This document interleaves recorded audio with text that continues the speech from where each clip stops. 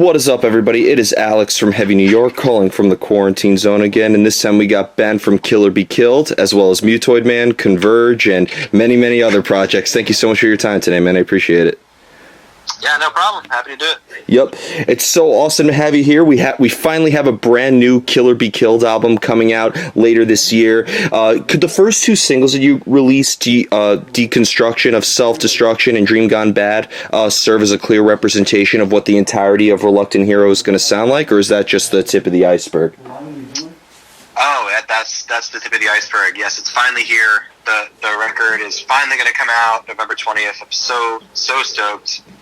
Yeah, those first two songs, I feel like the cool thing about this record is I feel like each song stands on its own. You know, I feel like those first two songs we released are so different from each other, but you know, I think it still sounds like us, and that's what's cool about this record is it's kind of all over the place, but you can tell that it's us playing. So yeah, there's going to be a lot of surprises.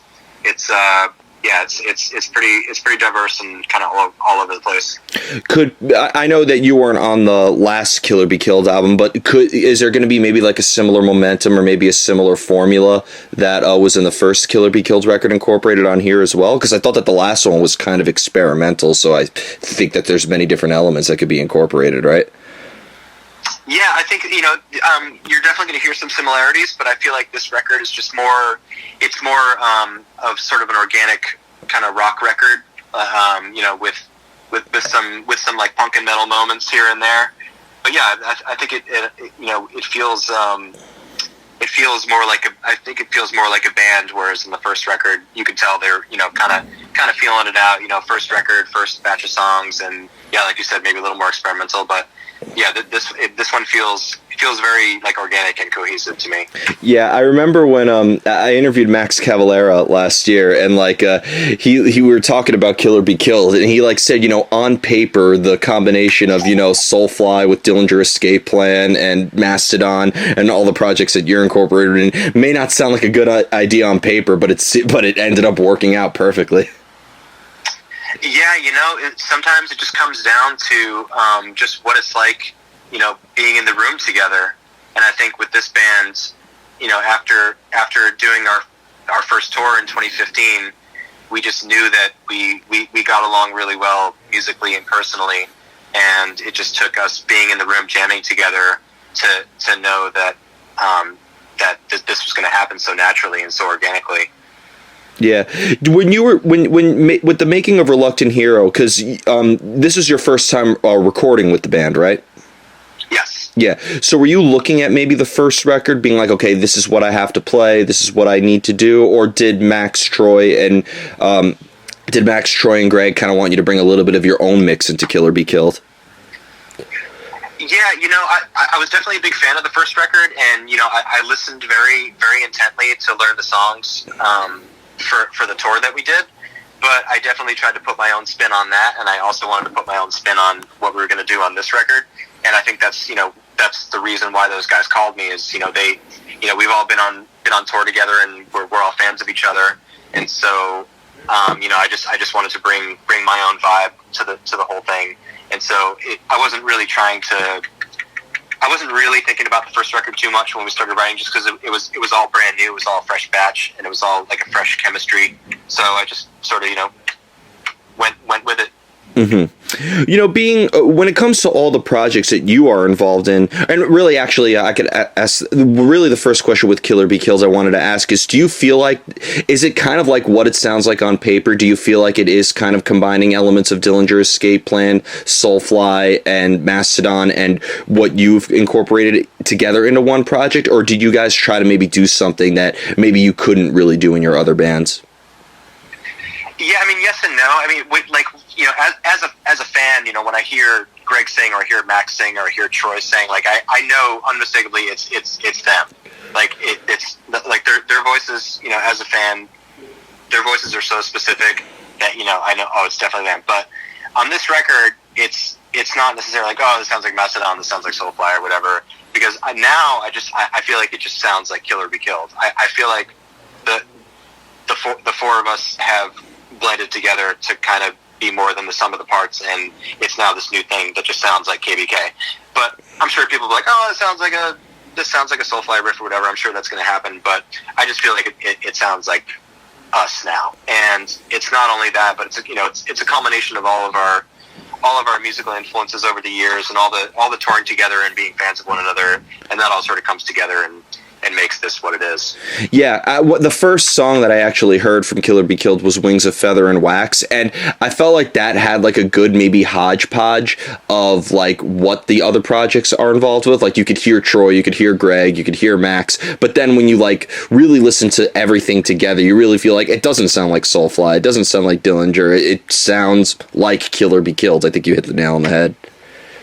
Yeah, hell yeah, totally. Yep. Now, for you being such a prolific artist, when it comes to drumming, like depending on what project you're with, whether it is with Converge or with All Pigs Must Die or Mutoid Man or Cave In or Killer Be Killed, is it maybe like a different mind frame depending on the projects that you're involved with, or is there maybe like a usual method behind the madness that applies to everything? Well, it's always different band to band, and so you sort of have to shed your old skin and readapt to whatever you're getting into next. And so it just depends on the circumstances of what you're doing at the time. I mean, Converge's approach to songwriting and to recording is pretty different than the way Killer Be Killed did it. So you just kind of have to adapt and just roll with it, and make the best of the situation that you're in, and sort of make the compromises or the changes or whatever that you'd make, just band to band, depending, because everyone has a different process. Everyone's musically different, everyone's personally different, and that all kind of blends together and creates this whole new set of rules for what you're doing. So yeah, band to band, you just kind of have to sort of switch and roll with it. Yeah, and as somebody who has seen you play with Converge and play with Mutoid Man and play with multiple projects, including like the Metal Injection jam sessions, which are always fun, by the way, I feel like you always give your all behind it. But like I've always thought that with drumming, and I'm not a drummer, so I could be talking out of my ass at this point. But like I think in the end, whether you're playing like smooth jazz or whether you're playing grindcore, I feel like it all revolves around the same thing: keeping the rhythm and keeping the beat together. So I always thought that maybe really it didn't matter what project you're playing with. It's kind of like that one job that you're mainly focused on. Yeah, and then like that's probably the main prerequisite behind what I do is I have to be stoked on it. And lucky for me, if it involves playing drums, I'm usually stoked on it. So when I was in high school, learning how to play drums, I was in every single band thing that the school offered. I was in like the jazz band and the concert band, and I was stoked on all of it because I just wanted to play. And after school, and then I'd go home and play in my punk band or whatever. And so I wouldn't really want to be involved with anything if I wasn't super stoked on it. And I just feel like that's really important. I've turned a few things down here and there in the past just because I felt like I was spreading myself a little too thin, or I just wasn't stoked enough on it. So yeah, I really think that being genuinely excited and just passionate about something is really important. I try to do that with everything I do as best I can. Yeah. Occasionally there's too much going on and something inevitably suffers a little bit, but I'm going to try to avoid that in the future. Yeah, well, I've interviewed so many drummers, and I have yet to interview one drummer who plays in one band, and just one band. Yeah, man, like, I'm kind of envious of, like, Metallica or something, where Lars, like, just has Metallica. Like, that's it. Like, it's been the one band since he was a kid. It's the thing he's pushed, the thing he's been passionate about, the one thing he's been in. I'm kind of jealous of that, but yeah, I mean, I can't really complain. It's just a matter of putting maximum effort into everything you do. As a drummer, have you always needed the music before you start laying down your parts and laying down like the rhythm and the beat, or has there ever been a time where maybe you had a whole drum pattern already pre-made and maybe the band would write over that? It's totally different from song to song, from band to band. Some stuff will come together in the studio. Some stuff is kind of mapped out front to back. With like a general, with like a pretty solid outline already before you go in, and so you can prepare more. but it just depends. I mean, a lot of stuff, you know, on this latest Killer Be Killed record, there were a couple songs where there was just one little idea in the studio, like Max with the song Animus just had this riff he was playing, and I'm like, dude, let's go, right now, record that, come on, let's go. And we just literally just went in and did like the arrangement for it in like 2 minutes, and just like laid it down really fast. Like, okay, now we do a mosh riff at the end, and then we wrote the mosh riff at the end, and then it was done. And that, you know, wasn't even an inkling of an idea. You know, in the past, you know, 3-4 years we had been writing everything. But then there was also a song on the other end of the spectrum that Greg had from years ago that he had basically mapped out, you know, the entire structure of already, the song From Crowded Wound. And so that was already ready to go pretty much. You know, there wasn't a whole lot of editing we had to do. So it just depends song to song. You know, you never know what's going to come up at the last minute or like materialize just sort of out of thin air when you least expect it. Yeah, knowing Max too, it doesn't surprise me from what you told me that Animus is in fact the shortest song on the album. Yeah, Max is just—he's a fucking riff machine. Like he just churns them out. It's really impressive. Like he could just write. Like, you just give him a guitar, he could just like write a whole record just like in a day. Just like lock him in a room, you know, with some LaCroix and just tell him to write a record. He could probably do it. Yeah, because I thought that, like, really what I think is so cool about this Killer Be Killed album is that, like, it could really be approached and digested in many different ways. Music is obviously subjective, but I think even analyzing this at a formalistic point and being, you know, like, you know, just analyzing the music itself, there's so many different ways to analyze this song or each song. Like, I thought that Left of Center was very different from a song like The Great Purge, which is different from, like, Dead Limbs. Was there at all maybe a preconceived idea for Reluctant Hero, or was there maybe like a lot of improvising and a lot of trial and error?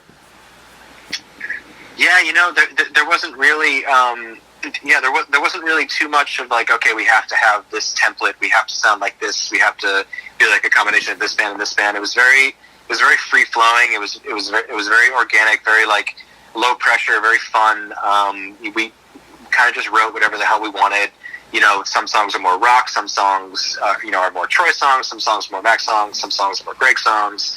And we just didn't really have a sort of criteria because the band, you know, the first record was pretty experimental and people were feeling each other out, and there wasn't really a template of what we're supposed to sound like. So that was very freeing, and we could just sort of write whatever we wanted to. And as long as we were stoked on it, as long as we started playing together and the chemistry felt right and the music felt right, we just went with it. You know, there wasn't a whole lot of like, oh, this sucks, we can't play this is too metal, we can't play this is too rock. You know, there was none of that. So it was very freeing. It was very fun. So the subgenre that we could label this album in is all organic metal. I love that. Yeah, organic, vegan, free range metal. If record stores still existed the way that they did back then, that would be actually a genre that people would have to pick up their music in. Organic metal. Yeah, I like that. That's good. Yeah. All organic metal. Paleo metal. Yeah, the way that they put the parental advisory sticker on it, they need to also put all organic on it. Yes. Yeah. But like kind of going back to what we were talking about for like your approach to drumming, and you could answer this honestly, we're not talking crap, but if you don't write the drums first and the band presents you the music first, how off time is it sometimes? Sorry, what do you mean by that? like is it like, is the arrangements like still in rhythm or still in time or still in beat even without the drums put in? Do you, or like you really get a good feel of how the song is after everything is laid down already? Oh no, I mean at first, you know, at first you really have no idea. You know, it can be a little too slow, it can be a little too fast. You know, part A can be a totally different tempo than part C, and it's just a matter of getting in the room together and just feeling it out. So like you never really know. You know, sometimes the first draft of a song, you know, I'll be thinking to myself like does this kind of suck right now? You know, this isn't very good. You know, because it's just one riff that might sound kind of simple, and I'm just sort of playing my first instinctual beat over it, and there's no bass yet, and there's no vocals, and there's no production, there's no mix, there's no master. So the first stage of a song can be very like, you know, you don't know what it's going to turn into. And there are a couple songs on this record where, you know, the beginnings of the song were, you know, years ago and just an idea, and you couldn't even hear what it actually turned into. And that's, you know, a really fun part of the process is like, wow, look at what this started off as, and then look what we morphed it into by the end.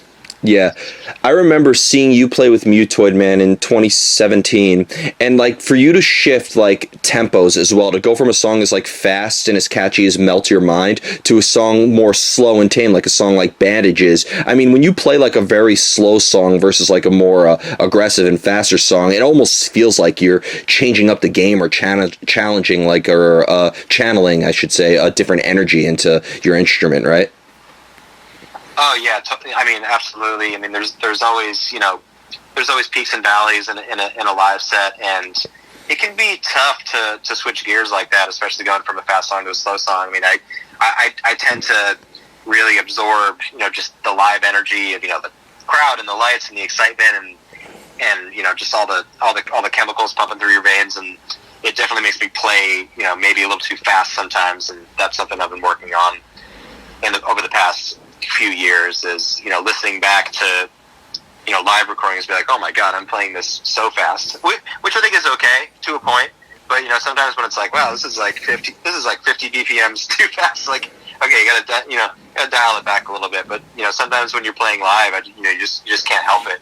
You know, the live energy just takes over, and you just sort of have to go with it. Well, being that you're behind the kit, whether you're in the studio or you're in a rehearsal space or you're on the stage, like, is there maybe anything that ties those different environments together? Because, you know, you're behind the kit the whole time. I'd imagine, you know, you're kind of looking at the same hardware one way or another, right? Yeah, it's just such, you know, the recording process and the live process is just so drastically different. I mean, you almost can't even compare the two. You know, in the studio, it's very slow. It's very measured. You know, it's very, you know, it's a lot quieter. You know, there's a lot fewer people involved. And then live, it's like, okay, get up, perform. All right, you can't stop and go back. You know, you have to do the whole song in one chunk. You know, you can't punch in, and then right after that song's done, okay, it's another song. And, like, you know, you get all pumped up backstage before you go on, and then you get on, and you're just in it, and there's the crowd and the lights, and it's nice and loud, and you have, you know, a drum monitor next to you, pumping your drums back at you. You know, it's just so different. It's just hard to even compare the two at all. Do you find it maybe easier to learn new material, like when you're maybe playing and practicing with the band at you know, next to you, or like do you find it maybe easier to learn new material when it's just you and the drum set and you're maybe listening to the material through a set of headphones? Again, it's different for every song, but you know, the way that I would choose to write everything is to actually be in the room with the person, and that's been a really challenging thing about this quarantine and this COVID thing, is like having to learn all and try to do all this stuff remotely and not having that energy of having the people or the person, you know, in the room with you doing it. And I feel like that's the real way to make a, you know, a song really materialize, is to just have your, you know, your chemistry and your energy combining with the chemistry and the energy of the person in the room with you. And I just feel like that's the real way to really get the job done. Yeah, especially on this KBK record, that was especially important. You know, just the vibe in the room and the chemistry of one another, you know, feeding off of each other. I think it's so important.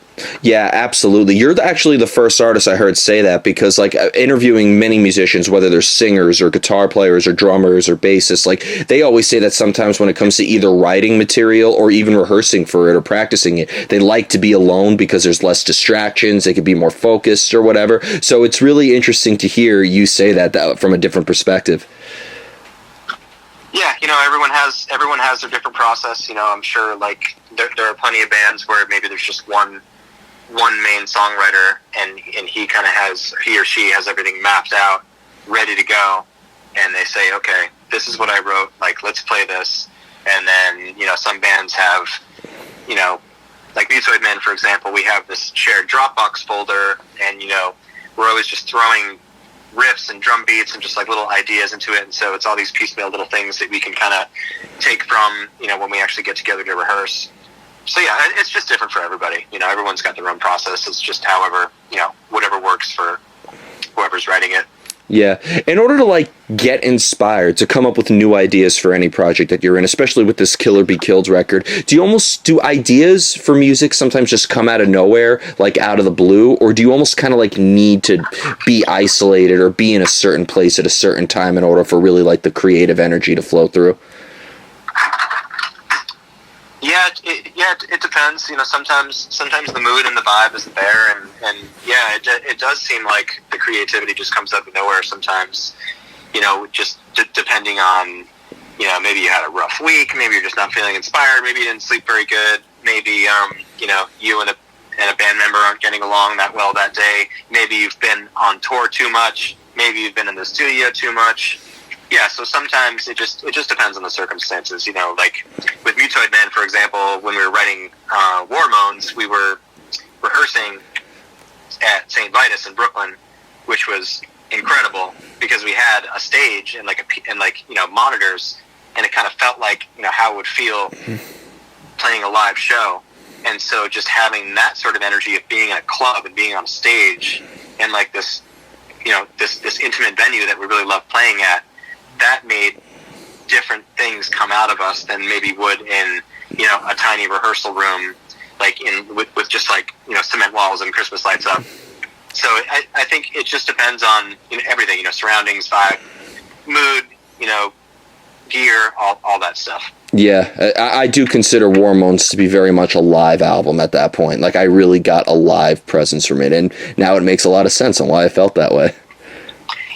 Yeah, and you know, we were touring a lot around that time, and so we just kind of had the tour energy going the whole time. Mm-hmm. And the final question I wanted to ask you is the most difficult one of the whole interview. You ready? Oh God, I don't know. All right, drum roll. How do you know when a song is done? Especially to this Killer Be Killed record, from having a song like from A Crowded Wound being like over 7 minutes to Animus being a little over a minute. Oh man, yeah, that is a tough question. It makes me think of Lars and Some Kind of Monster. Done. What the fuck does that mean? Done. When's the song done? But no. I hope I didn't sound that annoying when asking it. No. That was purely a Lars quote. But it's weird, man. Sometimes like you just have to sort of let it. You know, you just sort of have to let it be, because you can get into this sort of loop or mentality where you never feel like it's done, and if you let yourself, you could sort of nitpick and keep going back and keep changing things. And so at some point you just have to be like, all right, this feels good. Let's just go with it. Let's not overthink it, because if you overthink it, end up doing like, you know, 40, 50 takes of something, and you can suck all the creativity and the energy out of it. And so you kind of just have to, you know, just let it be sometimes, because I've definitely had, you know, records where I've listened back and be like, oh shit, I definitely should have done that little snare thing right there. I should have cut that out. Or I should have, you know, why did we play this for 8 measures and not 4? But at the end of the day, like, you know, we don't have, you know, the luxury of taking, you know, a year or like 2 years to record an album. And so at some point you just have to be like, okay, this is it. Like, we're happy with this. Let's just go with it, and let's just be done with it. Like, you know, listening back to, you know, Jane Doe by Converge, and like, oh my God, like, what were we thinking here? Like, this is so weird. Like, why did we do this? But it was the time and the place, you know. So the time and the place that you're in is what matters, and being happy in the moment is what matters, because, you know, in 5 years you're going to have different musical tastes, and you're going to feel differently about songs and songwriting and life and whatever. So yeah, at one point you just have to cut the cord and be like, okay, this song's done. Let's just get it out there. Yeah. We're happy with it. Let's do it. I envy artists who have the ability to like put something down and come back to it later. And I honestly don't know how even you can do that, because I feel like with every album that you're on, whether it's Jane Doe, whether it's War Moans, whether it's even this new Killer Be Killed record, I just feel like your music captures a moment so much. So I feel like the longer you work on it, the harder it is to kind of like maintain that, you know?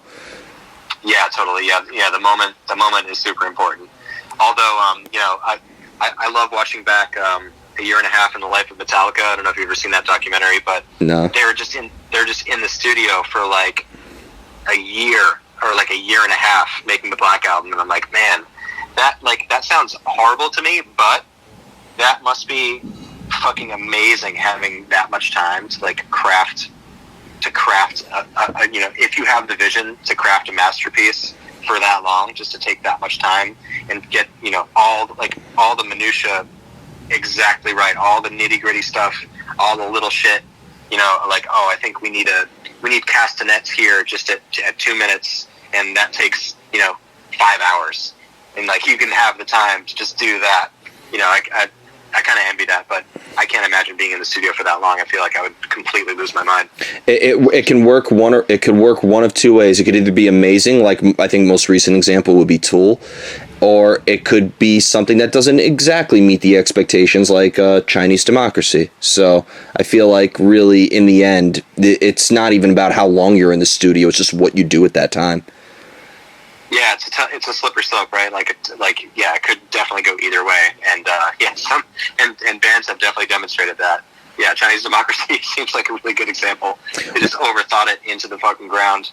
Yeah, well, Better is actually a phenomenal song, and I remember seeing them because I was in 4th grade when that album came out. I'm sorry to make anybody listening to this feel old, but like I remember seeing Guns N' Roses when they did the Not in This Lifetime tour, and when they played Better, which I was surprised that they did, I was like the only one who jumped up out of my seat to sing along with that song, and everybody was like asking me, "What song is this? What song is this?" Yeah, you know what? I might have to go back and revisit, because it's been like 12 years. Maybe I'll go back and give it another shot. Maybe I can find some genius in there. Yeah. I mean, you know what? There's some albums that maybe rub the wrong way at first, but I think age very, very well. Huh, interesting. Yeah. But I have to go back and listen. Yep. Art is life in itself. It grows, it develops. It may have a rough upbringing, but maybe it can mount to something even better. Yeah, and next time someone asks me what your new, your favorite new record is, I'm going to say Chinese Democracy. Okay. So, or no, you really want to get people, if they ask you what anything about Metallica, just say everything before the Black Album sucked. You'll really get people going there. Yes. Yep. Yes. Yep. So before we go, I want to thank you so much for your time today. Really enjoyed this discussion. Is there just anything with Converge or with Killer Be Killed or Mutoid Man that you would like to promote in terms of like tours or new music or anything going on like that? Could we be expecting some live streams to promote this new Killer Be Killed album? Yeah, unfortunately, no one really has any touring plans yet, because we don't want to plan something for even June of next year and then have it still not be able to happen. So haven't really planned anything touring wise, but it will be. We will be planning stuff as soon as it's safe and as soon as we know the time frames that we can get. And in the meantime, we're going to be writing, we're going to be recording. All the bands have new stuff in the works. I'm going to be in the studio a lot, and all the bands, we still have lots of merch and lots of stuff you can buy on like Bandcamp and all those type things. So yeah, if you can support musicians who are in need right now, if you have a couple extra bucks, please seek that stuff out and try to lend a hand, because it's a rough time for us right now, and not knowing when it's going to return to normal is pretty disconcerting. Yeah, like I have a feeling all this anger and anxiety would actually not exist if there was like a date. Like, okay, concerts can happen at this time. Like if it was, but obviously you can't plan everything out. And but mark my words, when this is over, we are going to enter the best era of music of all time. I just know it. That's what I try to keep telling myself. Yeah, the optimist in me thinks that there will be some kind of cultural, spiritual renaissance, and it will be it'll be like the Roaring '20s, and we'll enter this great new enlightened age, and everyone will be happy. But who the fuck knows what's going to happen? Yeah, and just who knows, man? I don't know at this point. And that's what sucks. There's no goal. There's no end date. So all you can do is just take it day to day, and try to stay positive and productive, and do the best you can. Just imagine reading like a history textbook and like 100 years from now, recovering from this pandemic, and you see just a giant wall of death in the history books. Yeah. This period of time is so insane. I still can't believe this is all happening. It's nuts. Yeah, I think what we need to do is on the East Coast and the West Coast, get everybody in California and everybody on the East Coast to just do one giant wall of death into the Midwest. Yeah, that's a great idea. Yeah, I'm ready to lock arms. Let's do it. Let's do it. But thank you so much, Ben. Everybody, we are here with Ben of Killer Be Killed, as well as Converge and Mutoid Man. Be sure to check out the brand new Killer Be Killed album, Reluctant Hero, coming out November 20th via Nuclear Blast. This is Alex from Heavy New York, and we will see you next time.